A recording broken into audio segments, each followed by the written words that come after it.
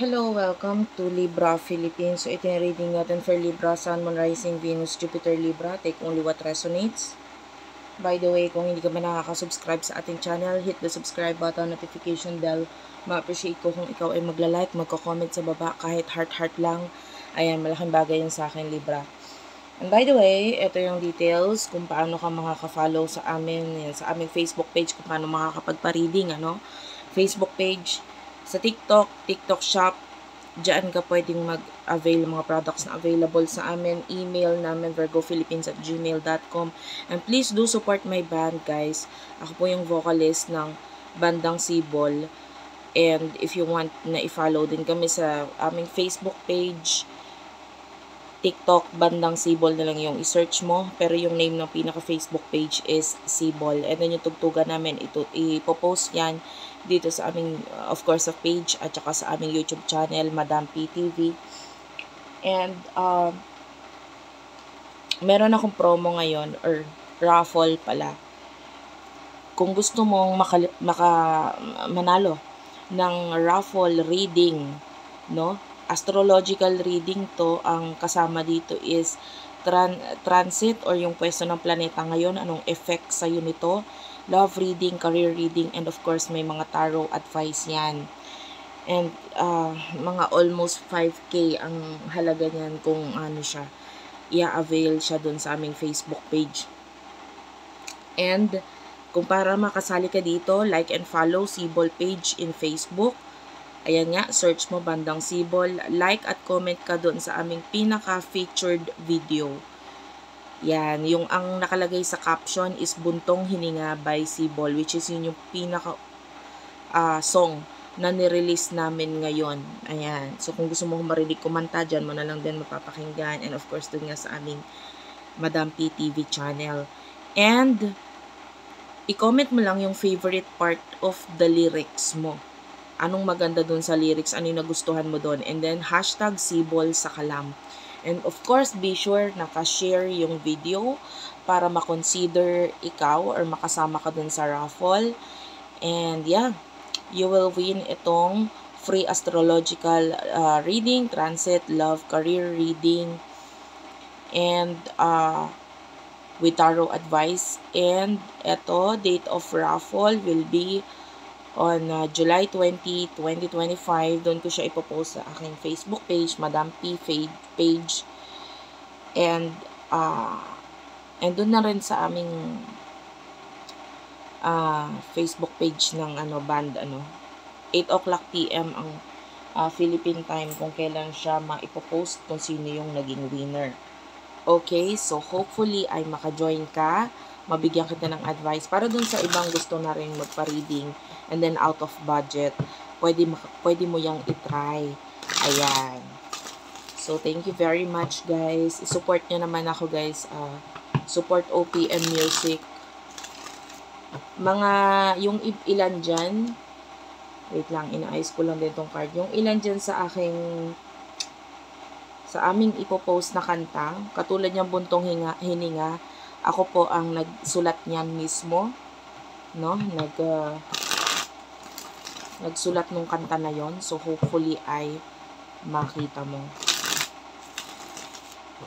So let's start. What do we have here for the sign of Libra? Maraming salamat, guys, sa patuloy ninyong pag-follow sa akin. Alam niyo, natutuwa ako din sa ibang nagpa-follow sa akin. Kahit saan talaga will-follow ako. So, sobrang salamat sa inyo.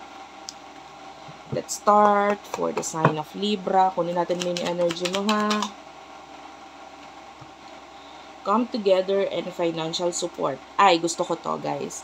Yung iba sa inyo nasa tamang tao ka ngayon. Hindi man sa love, but financially. No? Magugulat ka na lang. Yung iba sa inyo, pwedeng pagdating sa love, hindi masyado medyo tagilid. Pero pagdating sa usaping pera, usaping partnership, nakikita natin there's people na talagang dumadating sa buhay mo. Tapos, nagiging tamang tao sila para sa'yo kasi hindi naman lahat, pero majority is nandun yung pwede mong pagkatiwalaan, pwede kang pagkatiwalaan, and you feel good together, no, as partners, No, yung iba maybe business partners, yung iba pwedeng sa career. Ayan. So, napakaganda nito kasi nandun yung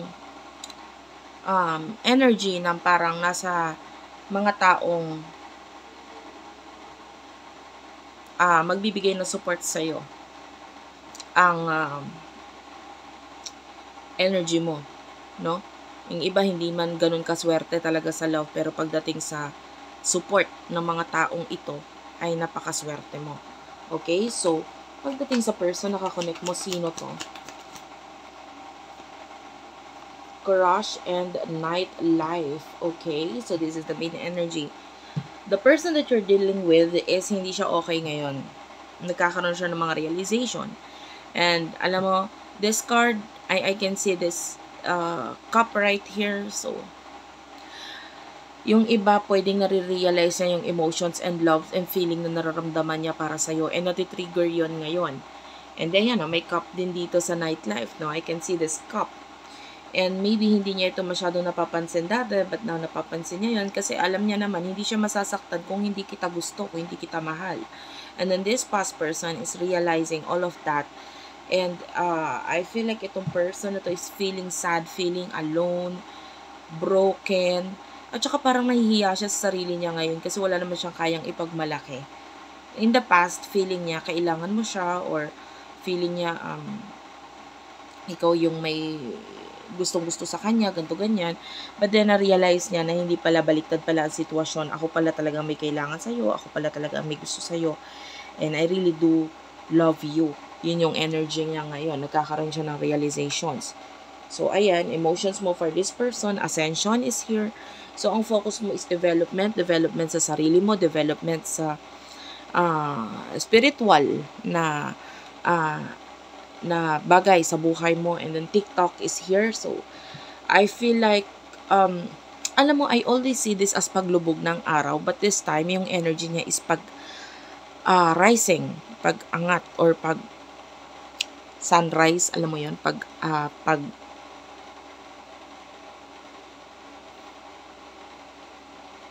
hindi ko masabi sa Tagalog eh. Basta it's the sunrise na nangyayari dito. So, what I see here is that malapit na yung pag-angat mo, as you can see this woman here, papaakyat siya ng stairs. Galing siya sa madilim na kahapon. It's like you being in the past and alam mo yung mga pinagdaanan mo, nakakatakot, it even cause you anxiety and a lot of problems in the past. Pero nakikita natin unti-unti ka na makakawala dito. And nandun yung unti-unti ka na makakahinga ng maluwag. And TikTok is here. So yung iba sa inyo, malapit na yung rising shine mo. Soon enough, marirealize mo, ay grabe, ang sarap sa feeling. Alam mo, lahat ng mga successful na tao, no, kahit ikaw, no, tignan mo yung past mo, yung iba sa inyo na successful na, tignan mo yung past mo, makikita mo yung mga pinagdaanan mo. Mas masarap yung success if hindi siya kusang dumating or maya-maya ayan na. Mas masarap yung success pag dumaan ka talaga doon sa mga level na hindi mo akalain or hindi mo maiisip na kakayanin mo.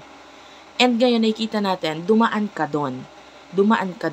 May mga taong naging dahilan for you na makaramdam ng mga ganyan or mga hindi magandang pangyari sa buhay mo. May mga taong naging dahilan para ma-experience mo yon. And that is part of life. Tapos nakikita natin, malapit na yung ascension mo, malapit na yung pag-angat mo, yung growth mo, and you are focusing on that. The moment na na-realize mo na kaya ko palang mag-isa, na hindi ko pala kailangan ng kusino man. Kasi yung iba sa inyo, being a Libra. Libra is represented by the symbol of a weighing scale. So, weighing scale, ano yan eh? Parang balance yan dapat. So, a lot of Libras, lalo na yung mga Libra rising or Libra sun, Libra moon, sila yung nakakaramdam ng feeling na parang kailangan ko ng partner, hindi ko kaya ng matagal na walang partner. Kasi, kailangan ko ng magbabalance sa akin. Okay? So, yun yung problem minsan sa Libra. Parang they really do like company or someone na magpa-partner sa kanila. Kaya lang ang problem is, kung hindi naman okay yung makaka-partner mo, minsan nadadala ka. 'Di ba kung si partner pabigat, pati ikaw nabibigatan din. Ganun yung energy niya. So, the moment na na-realize mo, ay, hindi ko pala kailangan ng partner. Kaya ko naman pala mag-isa. This is the moment na naging mas magaan or naging mas mabilis ang daloy ng swerte, or sabihin na natin yung naging mas aligned, no, yung sarili mo, no, hindi ka na para magpa ano sa iba, yung parang magpa-down or magpadala dun sa iba. Kung anong goal mo, kung anong gusto mong mangyari, this is you, this is what you want, nakafocus ka doon. And then, nagiging mas madali yung pag-angat mo, yung pagpunta mo doon sa kung saan ka, yung goal mo, yung mga wishes mo, mas madali kasi pinupush mo talaga yung sarili mo na magawa yon mag-isa. Okay? So now, let's now move on sa person na kakonect mo. Wala akong nakuhang energy dito sa emotions mo regarding the person na kakonect mo, kasi yung iba sa inyo, pwedeng hindi mo alam na itong person na to is still connected sa'yo. Pwedeng you feel like hindi na, wala na kami connection itong taong to. But there's a lot of chemistry sa inyong dalawa. Itong person na to has a lot of lust, desire, and emotion sa'yo. Nandun yung parang gustong-gusto kanyang makita, gustong-gusto kanyang mahawakan, mahalikan, and everything. But you feel like, ikaw kasi feeling mo tapos na eh. Yan, you do have your done. So, akala mo wala na, or hindi ka na gusto nitong taong to, wala nang para sa inyo, but then, meron pa pala para sa kanya. You do have here the pressure cooker. So, itong person na to is sobrang a lot of love and passion yung nararamdaman natin sa kanya. Yung iba, even though may edad ka na or what, nandun yung parang sorry for the term kung ito ay nakaka-offend para sa iba, but I can see this person is really admiring you, no? Fascinated by you. Nandun yung paghanga niya sa'yo. And sexually, I feel a lot of pagfa-fantasize sa'yo. Babae man, lalaki, whatever your gender is, LGBTQIA+, okay lang. Nakikita natin, umanga siya sa'yo, gusto kanyang makasama sa kama. Okay? So, yeah, you could be dealing with your soulmate. So, what will happen in the near future? In the near future for the sign of Libra, you do have here retaliation, punish, payback, revenge. I do feel this as like, parang alam mo yung inape, tapos parang nandun yung pagbalik. If you are into teleserye, usually ganun yung mga story niyan eh. Inapi mo inapi yung character after ilang taon or after ilang linggo, ilang buwan, bumalik si character na yon na hindi na siya magpapaapi. And this is you in the near future. Tapos yung mga kalaban mo, nakikita natin, dati tinatawanan ka nila, ngayon wala na silang masasabi sa'yo dahil you have the power. You are already on top of them. Na parang, nakikita natin, you do have your pressure cooker. So, nandun yung parang, you know, katulad nga ng isang pressure cooker, no? Yung lutuan, nandun talaga na you are someone na hindi na magpapapigil. Di ba ang pressure cooker, bukod sa, anong tawag doon? Kettle. Tama ba? Takore. Yan. Bukod sa takore, na sumisipol, isa pa sa yung pressure cooker, may sipol din yan eh. No? And I'm not sure, yung iba walang sipol, but then isa ito sa lutuan na gumagawa ng sounds kapag ready na. And this is you being ready pagdating sa buhay, pagdating sa, hindi naman para kalabanin yung mga kalaban mo, no? Hindi naman yun yung focus mo, kasi ang focus mo nga sarili mo. Pero kahit ano man ang hiharap sa'yo, wala ka nang hindi kakayanin. I see you being on the top, being the person na parang, marami silang makikita sa'yo na something na hindi nila akalaing makikita nila. At kahit ikaw sa sarili mo, hindi mo akalaing magagawa mo pala yon. And I'm very excited for you, Libras, kasi hindi lahat maa-accomplish kung ano man yung maa-accomplish mo na ito in the near future. No, I can see a lot of goals na, yeah, you do have here the grip. So, this is like you being strengthened, no? Medyo, ano ka na, matapang ka na, malakas ka na, you have this power para talagang yung mga naglo-look down or mababa ang tingin sa'yo in the past is medyo tataas ang tingin nila sa iyo ngayon. And yeah, I do see a lot of growth para sa iyo in the near future. Kanina pa lang na nagkakaroon na doon pa lang sa reading natin, una pa lang, I can see a lot of growth na sa iyo. And yung iba sa inyo, pwedeng may mga cases ka na mapapanalo mo, like maybe tax or legal matter. You do have your soul. And tell me more. This is for the person na kakonect mo in the near future. There's this soul. Today is here. So, I can see movement mula dito sa person na to in the near future.